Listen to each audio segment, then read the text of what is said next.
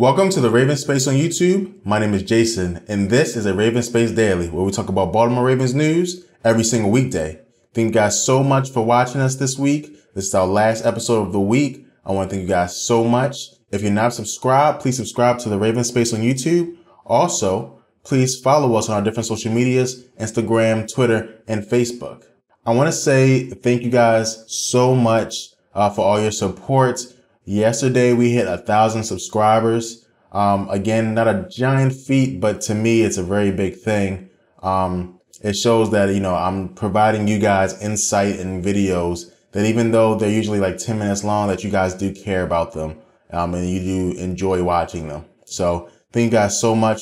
I'm not going to slow down. I'm not going to stop. I have some new things coming for you guys, either this weekend or Monday, to, show you and how I'm expanding different things like that. I want to say thank you guys so much for your support, and we'll hop into the show with our first topic of the day, which is about Bashar Perriman. So again, I don't want to pat myself on the back, but there was a question, some time ago, and they asked who was going to be the standout player in OTAs. And I can't remember if it was a mailbag or if it was the end of the show question, but I said Bashar Perriman. I said that in OTAs, he has the speed and the size to be very impressive. Now, when you put the pads on, you start hitting people, it might be a little different, but I did say Bashar Perriman, and there's been nothing but rave reviews for Perriman. I'll give you guys some names. Dennis Pitta said that no one's having a better camp than him. Harbaugh said he's impressed with the route running in his hands. Mike Wallace said that Bashar Perriman will be one of the top receivers in the NFL this season, right? That's a receiver telling another receiver that, okay? Jimmy Smith said if he was going to chase him, he would have pulled an ACL. Now with Jimmy Smith, that might be more serious than a joke, but the point is Bashar Perriman is showing out in OTAs. And like I said, I predicted it. A lot of you guys predicted it as well. So I'm super excited. Now, if Bashar Perriman turns into the receiver that we hope he can turn into, it'll be a great thing. He was also on the number 2 on our list, the RavensSpace list. So, look out for him and Joe is developing a great connection. He's performing very well. Again, these players that are saying he's great are players and people who have been in the NFL, right? Pitt has been in the NFL for a while. Harbaugh is, in my opinion, is one of the top coaches in the NFL. Mike Wallace has been in the NFL for a while.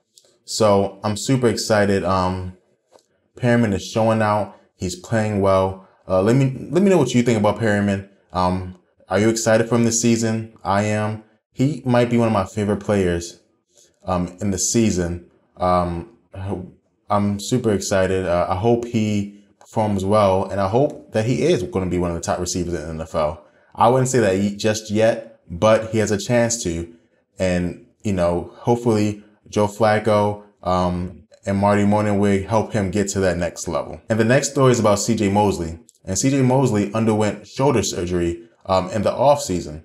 Now, this is a surprise to many people. Harbaugh revealed it on Thursday. I told you guys yesterday that CJ Mosley was one of the players that, didn't play this whole week. And the reason was because he underwent a secret surgery, really. No one told the Ravens didn't tell the press and different things like that. And now we see. I don't know what kind of surgery it was. Harbaugh didn't give a timetable of his return. But what it looks like to me is that, hopefully he'll be back by the regular season. But the Ravens are going to get a long look at Correa, and they're going to get a long look at Albert McClellan. And so, again, CJ Mosley, if he's playing, I said he was going to be one of the top defensive players in the league, okay? In one of my videos, I said that he was going to be, a defensive MVP candidate. And you can't be a defensive MVP candidate if you're not on the field. So I'm a little worried. Again, to me, CJ Mosley was one of the glues of that defense. I thought last year, the only player who had a better season than him on our team was Eric Weddle. For him not to be there would be a big drop in our linebacker core. To lose Zach Orr already And let's say if we go 2 games without CJ Mosley as well, that will be bad for our defense. So again, hopefully he gets back. Again, he has plenty of time to get back in time. I don't even think he'll play a preseason game if he's still feeling sore, and that's just fine. Again, these veterans don't need to play the preseason, but hopefully he'll be back in time. How important do you think CJ Mosley is to the Ravens? I think he's super important. I think being the middle linebacker in Baltimore is one of the most important positions that you can be. Kind of like the running back position in Dallas, right? It's like a hollow position. That's how it is in Baltimore. You know, if you're a great middle linebacker in Baltimore, you know, you get that hollow ground. If you're a great running back in Dallas, you get that hollow ground. If you're a great quarterback in Green Bay, you get that hollowed ground. Hopefully CJ Mosley comes back, performs just as well as he did last year, and the Ravens have one of the best defenses in the NFL. And this is the last story of the day.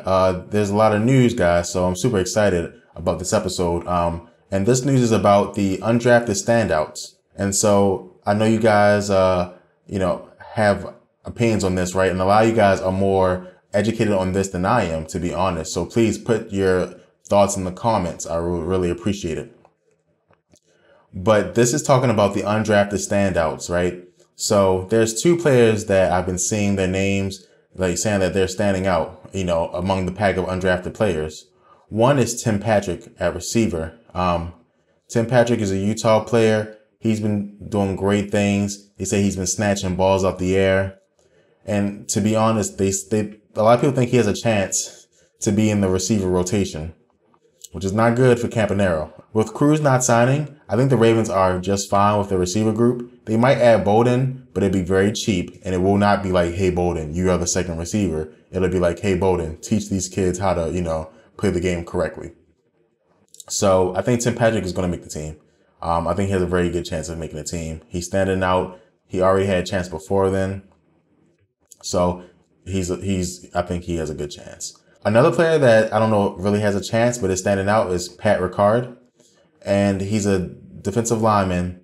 And they said he's been playing aggressively. They said that he beat the boots off of Nico Siragusa in one of the drills. That's a good look for an undrafted guy, right? To be beating drafted guys, right? Especially a 3rd round pick, because, you know, in the NFL, a 3rd round pick is high enough. So again, super excited for this undrafted class. The Bleacher Report rated them a B+, I believe. And, you know, it seems like Tim Patrick is standing up to that. Again, we're going to have a fullback, who's going to be undrafted, but is going to make the team. So I'm super happy about this. And I think that our receiving core won't be bad. Like, if Tim Patrick makes it and Tim Patrick's a 4, that's pretty good. If you have him at a 5, you have Campanaro at 4. Now, but this only applies if Perriman is as good as they say he is, right? Perriman and Wallace have to be a good number 1 and 2. And then, you know, you can get Campanaro will be a great 3, to be honest, right? If he could stay healthy, he will be shifty. He'll do all that stuff. He'll be like Edelman, right? But he has to stay healthy. So, you know, like I said, but back to the story, Tim Patrick and Pat Ricard are standing out as undrafted rookies and are trying to make the push to make the team. And like we do at the end of every episode, we're going to take a question from you guys. Please send your questions to TheRavensSpace@gmail.com. I try to get to every question. I definitely read every question, but I can only pick one. As we grow, I might do more than 5 mailbag questions per the mailbag episodes. Right now I do 5, but we'll see how that goes. But today's question is from David, and David asks, could the Baltimore Ravens start Javarius Allen? Because he has some really good plays before. Thank you so much for your question, David. So for you guys who don't know, Javarius Allen is also Buck Allen. The answer to this, David, I'm sorry. He is a good player. He's not starting, man. I don't know how long he'll even be on the Ravens, because Buck is good, but he does what Terrence West did, and he didn't do it as good last year. So if Buck had more consistency, he would have a chance. But again, right now, the Ravens are carrying a lot of running backs. You got Terrence West, Danny Woodhead, you got Buck Allen. I believe you still have Talaferio. You have Dixon. So somebody's got to get cut, right? The Ravens, I don't think, going to carry more than 3 active running backs at a time. And one of those running backs is going to be Danny Woodhead, right? So Danny Woodhead's going to come because he got signed. Terrence West, I'm sure, will be on the team as well. Now, there's going to be 4 weeks where Dixon is down, which means that Buck Allen and Talaferro have a chance to jump into the lineup. Are they going to do that? And if they do that, can they keep the job, right? Because right now, it's not only are you going against the actual play of Kenneth Dixon, you're going against the potential of Kenneth Dixon. And you have to basically convince the coaches that, hey, my play is better than his potential.